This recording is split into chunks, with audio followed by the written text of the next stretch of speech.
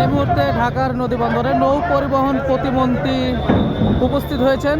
তো তিনি সার্বিক পরিস্থিতি পরিদর্শন করবে, এ কারণে কিন্তু সদরঘাটে আসছে। তো দেখতে পাচ্ছেন তাকে স্বাগত জানানোর জন্য কিন্তু সবাই উপস্থিত হয়েছেন। তো পরিদর্শন করার জন্য কিন্তু নৌ পরিবহন প্রতিমন্ত্রী এই মুহূর্তে সদরঘাট।